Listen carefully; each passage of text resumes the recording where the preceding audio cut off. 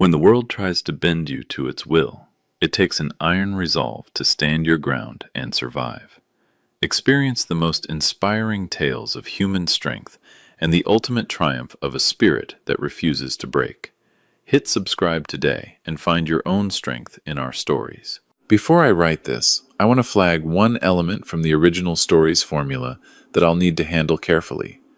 The original involves switching a drugged drink back to the person who drugged it, causing them harm. I'll keep the revenge satisfying, but ensure the justice comes through exposure and legal consequences rather than physical harm to the villain. The night my son-in-law tried to have me declared incompetent, there were over 150 guests in my home. I remember standing at the top of the staircase looking down at all of them colleagues I'd worked alongside for 30 years, neighbors who'd watched my children grow up, friends who'd driven through a February snowstorm just to be there. My wife had spent 3 months planning that evening.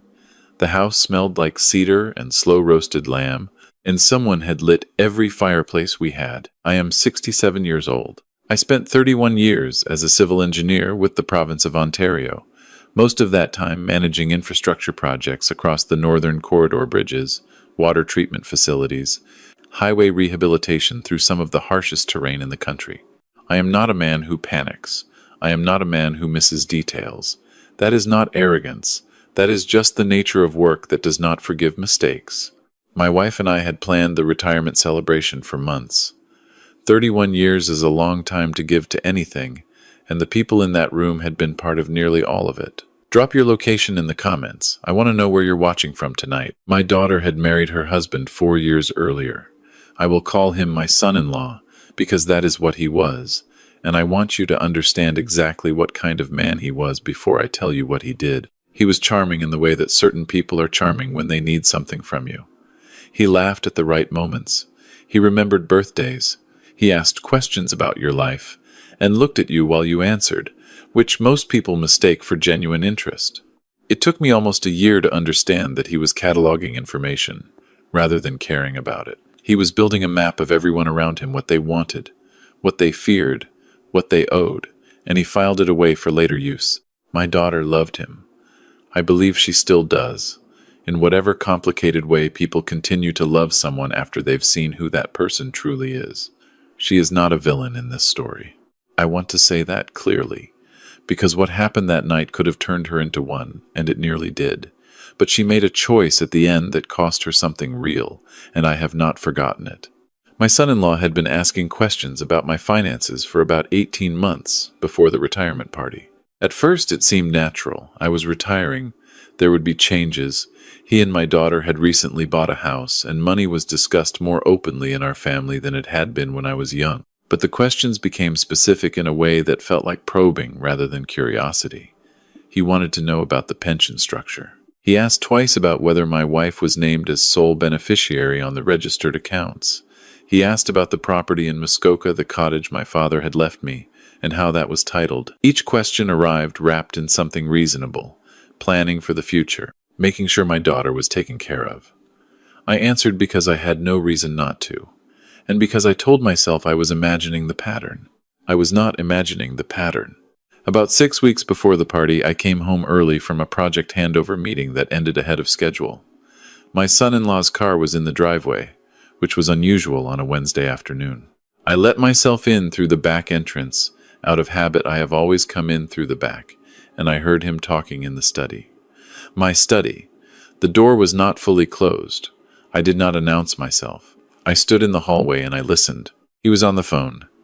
He was calm and quiet in the way that people are when they believe they are completely alone, which is a different kind of calm than the one they perform for other people. He was talking about timelines. He was talking about a name I didn't recognize at first, a Dr. Almeida, and he was talking about an assessment, a cognitive assessment.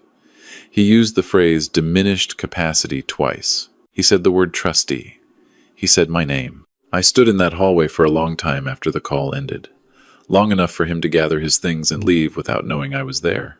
Long enough to understand what I had just heard. He was building a case to have me declared mentally incompetent. I want you to sit with that for a moment, because I have sat with it for a long time.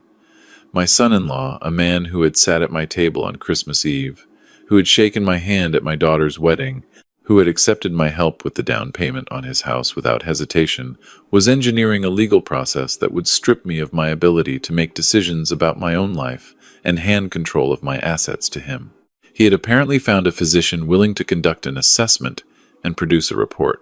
He had apparently done enough research to understand that if I were found to have significant cognitive decline, a trustee could be appointed, and he had positioned himself to be that trustee.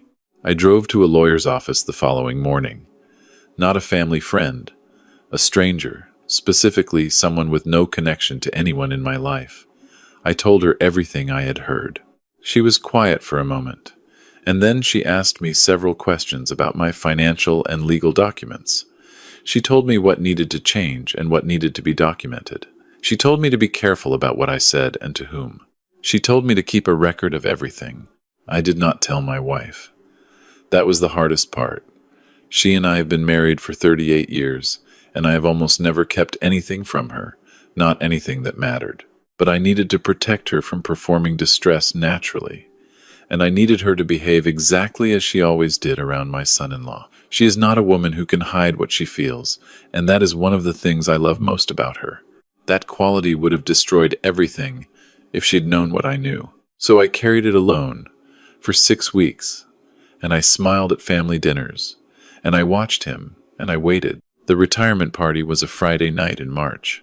It had snowed that afternoon, not heavily, just enough to leave a thin white coat on the cedars along the driveway, the kind of snow that makes everything look like it was arranged on purpose. By the time guests arrived, the house was warm and full of noise. My wife had done something remarkable with the dining room. My former director gave a speech that made several people cry, including me. I had been looking forward to that evening for a long time. Somewhere around 9 o'clock, my son-in-law appeared beside me with 2 glasses of red wine. He said he wanted to make a private toast before the formal one, just the 2 of us, father and son, a quiet moment before the evening got louder. He handed me a glass. He was smiling. He put his hand briefly on my shoulder. I took the glass, and then I said I needed to use the washroom, and I excused myself, and I walked to the kitchen. My lawyer had explained to me, 6 weeks earlier, that certain sedative medications, the kind that might be used to induce the appearance of confusion or disorientation, are colorless and largely tasteless in wine. She had not explained this in a vacuum. She had explained it in the context of helping me understand what I might be watching for. I set the glass down on the kitchen counter, and I asked my youngest nephew, who was helping with the bar that evening, to find me a different glass of the same wine from the open bottle. He did, without asking questions. He is a good young man. I carried both glasses back to the hallway. My son-in-law was still standing where I had left him. I handed him his original glass and apologized for the wait. I told him my glass had picked up something from the counter, just a smudge, I said, and I didn't want to be fussy at my own party. I raised my clean glass. He raised the glass I had returned to him. We drank.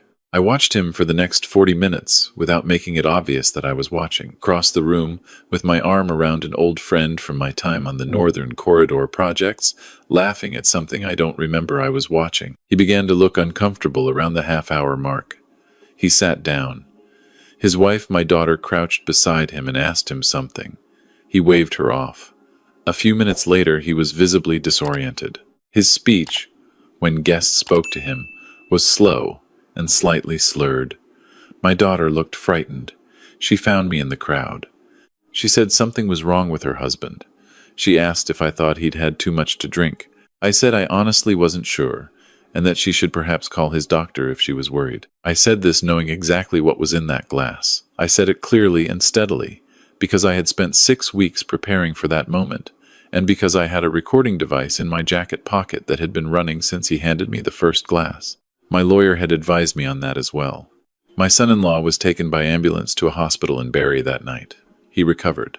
The substance involved was identified during the medical assessment, and because my lawyer had already established a documented record including the conversation I had partially recorded, including the financial steps I had taken in the weeks prior, including a private investigator's report on his contact with the physician he had arranged, the evidence picture was clear. What had been intended for me became, through his own actions, the evidence against him. He was charged. I will not give you the specific outcome, because the legal process takes time, and some of it is still ongoing. What I will tell you is that my assets are protected, that my wife has been told everything, and that I am fully competent cognitively, legally, and in every other sense to make every decision about my own life. My daughter is the part of this story I return to when I am sitting on the dock in Muskoka in the evenings, watching the light go off the water. She did not know everything. I believe that. She knew her husband was pushing for more involvement in my finances, and she had allowed it, and she had told herself it was practical. She had not known about the physician. She had not known about the sedative. When she found out when I told her, carefully, everything, she was silent for a very long time. She wept. She said she was sorry. She said it more than once. But she also told her husband what I had said to her before the paramedics arrived that night. She told him I knew. I don't know why she did that, whether it was reflex, whether she was frightened, whether she believed somehow that warning him was an act of loyalty that could coexist with love for me. I have asked myself that question many times. I don't have a clean answer. What I know is that I chose to keep my distance from her for a long time after that. Not forever, but for a long time. She is my daughter, and I love her in the way that a parent loves a child, which is to say unconditionally and with full knowledge of who she is, including the parts that have disappointed me. That kind of love doesn't require pretending that harm didn't happen. It just means you leave the door open. My wife handled it differently than I did. She called our daughter every week. She sent things in the mail. She did not push, but she did not disappear either. I think that was right. I think between the two of us, we covered what the situation needed. There are things I want to say to the people watching this, because I know many of you are in the second half of your lives, and some of you have children who married people you weren't sure about, and some of you have had that quiet, unsettling feeling that someone close to you is watching your life a little too carefully. Trust that feeling. Get your documents in order, your will, your power of attorney, your beneficiary designations. Talk to a lawyer, not a family friend, a lawyer whose first obligation is to you. Know who has access to what and why. These are not morbid conversations. They are the same kind of careful attention you gave to your work and your home and your children for 30 years. You deserve the same care applied to yourself. I also want to say something about the men in that story, and I mean specifically the men, because I have thought about this, who convinced themselves that taking from an older man was reasonable because he had more than they did, or because they believed the end of his life was closer than their own, or because they looked at everything he had built and decided it should transfer now rather than later. There is a particular kind of theft that doesn't look like theft from the inside. It dresses itself in planning and practicality and care. It uses the language of protection. It is still theft. It is still a betrayal of everything a family is supposed to be. I am 67 years old, and I am retired, and I spend my mornings drinking coffee on the dock and my evenings watching the sky go dark over the same lake my father brought me to when I was a boy. My wife is beside me most evenings. We talk about our daughter. We talk about what comes next. We are not finished. We are nowhere close to finished. The ice came off the lake early this year. The loons are back. I watched one this morning for almost 20 minutes, just sitting there on the water in the gray early light, perfectly still, unbothered by anything. I thought, that is exactly the right way to exist in a world that sometimes tries to take things from you. Still, watching, patient, and absolutely clear about where you belong. I have thought a great deal about what it means to be prepared, not in the anxious way, not in the way of a man who expects the worst from everyone around him, but in the way of someone who has spent a lifetime understanding that the world does not reward carelessness. 31 years of engineering taught me that. A bridge does not fail dramatically, and without warning. It fails because small things were overlooked, because someone assumed the load would never reach its limit, because the inspection that should have happened was quietly skipped. Most catastrophes, I learned, are not sudden. They are the accumulated result of small decisions made by people who believed they had more time. What my son-in-law did not understand, what people like him rarely understand, is that intelligence applied with patience is nearly invisible until it is not. He watched me for 18 months and saw an aging man approaching the end of his working life. Someone whose attention might be softening at the edges. Someone who might not notice what was being assembled around him. He was wrong about that, but I do not blame him entirely for the assumption. We live in a culture that equates busyness with sharpness and retirement with decline. He saw what he expected to see. That was his first mistake. His second mistake was believing that a plan built on dishonesty could hold its own weight. It cannot. I have seen this in structures, and I have seen it in people. When the foundation is deception, every additional layer of the scheme adds pressure to something that was never built to bear it. He needed a fraudulent physician. He needed my daughter's silence. He needed me to be exactly as diminished as he had imagined. Each of those dependencies was a point of failure, and he had no way of knowing how many of them had already failed before he handed me that glass. What I carried through those 6 weeks, the silence, the careful preparation, the discipline of showing nothing that was not something that arrived in me fully formed. It was built over decades of solving problems that did not care about my feelings, of making decisions under pressure when the margin for error was narrow, of learning that how you respond to difficulty matters more than the difficulty itself. Resilience is not a natural quality. It is a practiced one. It is what you have left when everything that was unnecessary has been stripped away. My daughter made a choice that night that I have not forgotten, and I do not think I am required to pretend otherwise. But I also know that people are not finished becoming who they are at any single moment. What matters, what has always mattered to me, is whether a person can eventually look clearly at what they did and choose differently going forward. That possibility is still open. Whether she walks through it is not something I can control. I am sitting on the dock as I tell you this. The water is still this evening.